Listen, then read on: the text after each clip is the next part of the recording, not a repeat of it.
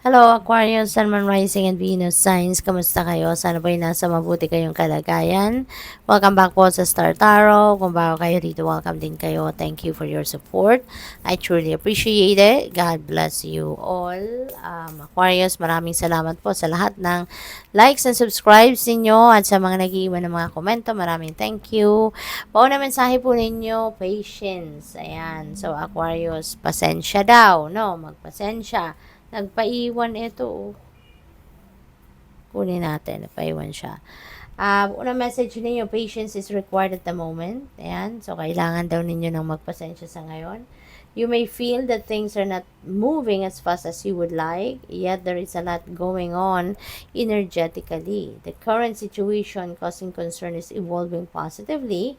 Let go and have patience, okay? You will eventually realize that this whole event was in fact a blessing. All is perfect as it is. Trust you are eternally loved and guided. Yan. So, akala siguro ninyo, dahil wala siguro kayo napapansin na movement, walang nangyayari, no, sa inyong 3D reality, kaya feeling ninyo, nasa stagnant energy kayo. But in fact, no, energetically, ang dami nangyayari. Kasi, di ba, ang Panginoon, ano, is working behind the scenes, 'di ba? Hindi naman niya sa atin pinapakita kung anong ginagawa niya, 'di ba? Kaya siguro ganun ang ganap sa buhay ninyo sa ngayon. Nagiintay kayo, nabuburyo na kayo kasi walang nangyayari, walang movement, walang changes sa mga nagaganap sa buhay ninyo sa ngayon. Pero hindi ninyo alam, no? God is working behind the scenes. Kaya ang importante sa ngayon, magtiwala lang kayo, matutong magantay kasi 'di ba? Always remember na good things come to those who wait, hindi ba? Merong ang tawag dito, merong magagandang pangyayari, merong mga magagandang nangyayari, no? Behind the scenes, and that is in preparation. 'Di ba? Hahanda pa, kumbaga, kayo ng Divine Universe, inaayos pa niya, 'di ba? Bago niya ilatag sa harapan mo, inaayos niya muna, kinakasan niya muna, yung gano'n. Kaya matuto tayo maghintay. Alright? At kaya nga importante na lagi tayong makikinig, no? Sa ating lagi tayong makikinig sa ating intuition, okay? Dahil you will be guided kung ano na ang dapat ninyong pagfokusan, ano na ang dapat ninyong gawin, yung ganon. We have inspiration, a wave of inspiration and a stream of beautiful ideas are about to enter your aura.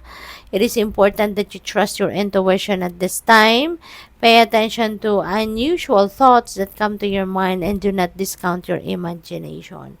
Many wonderful ideas which have served humanity were initially scoffed at or ridiculed. We, your guardian angels, will help you discover ways to apply your ideas and manifest new realities for your life. Ayan. So, mayroong mga inspiration. No? May mga bagong inspiration na papasok, dadating dito sa buhay ninyo. Kaya pay attention na lang kayo doon sa inyong intuition, na kayong makinig at pay attention sa mga signs, no, na nagpapakita sa inyo, no, dahil yan ay guidance sa inyo kung ano na ang dapat ninyong gawin while you are waiting.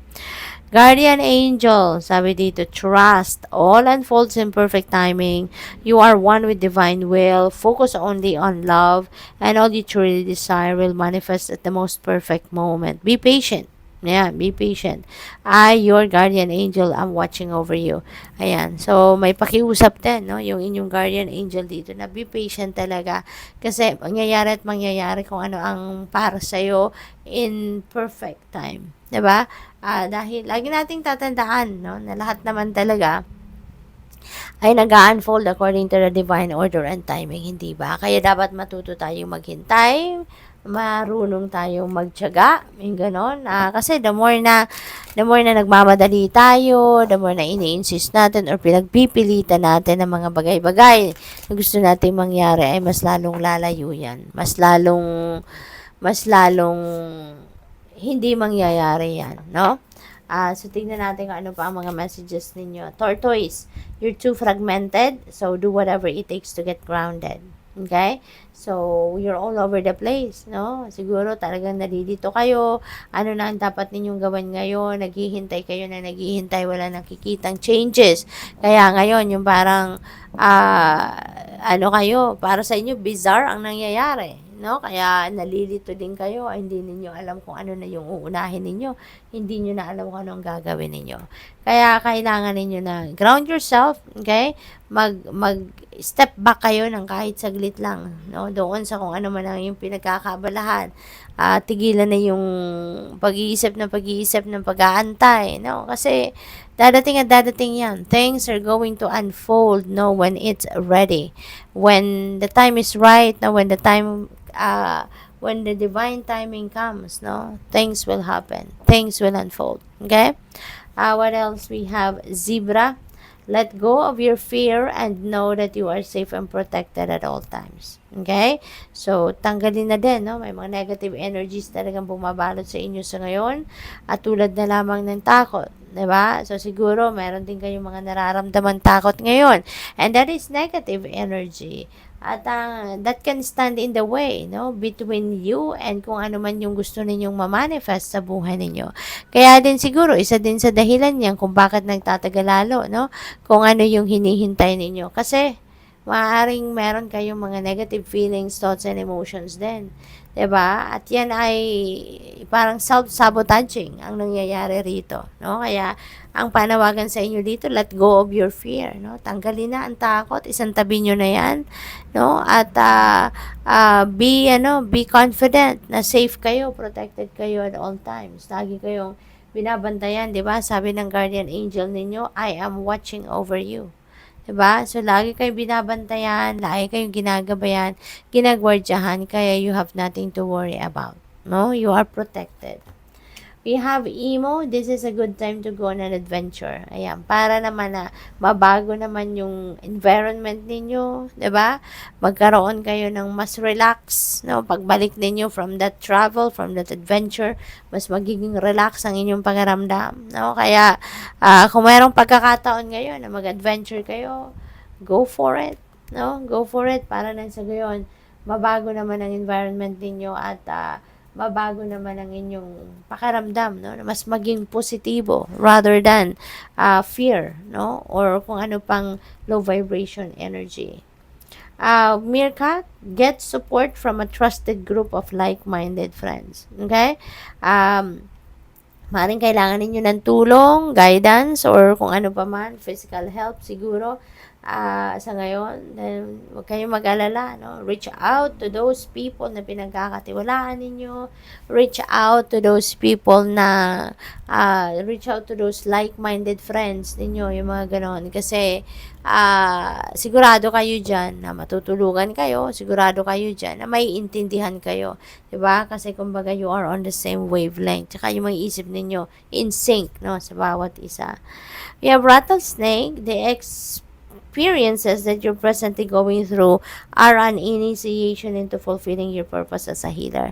Kaya maaari kasi na meron mga nangyayari sa buhay ninyo sa ngayon na hindi ninyo malaman, ano? Hindi ninyo maisip kung bakit nangyayari sa inyo. 'Di ba? But things happen, 'di ba?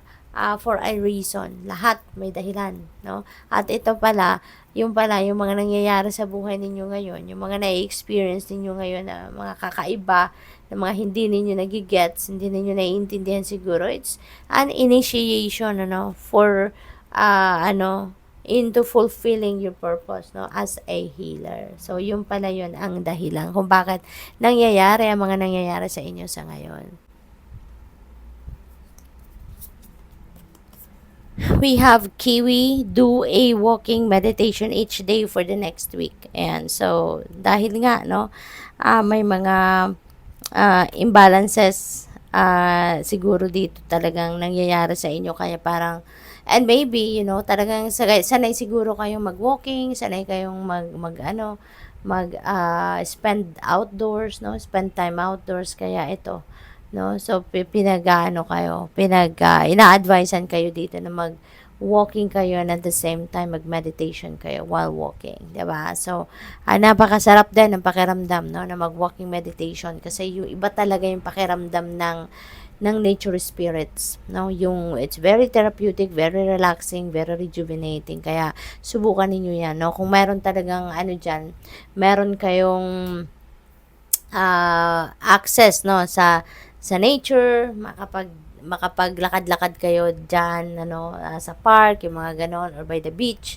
Napakasarap ng pakiramdam. Kaya give it a try, no? Kung safe lang naman kayo at kung may access kayo, go for it. So that's all I have for you for today. Thank you for watching. Love and light. Namaste.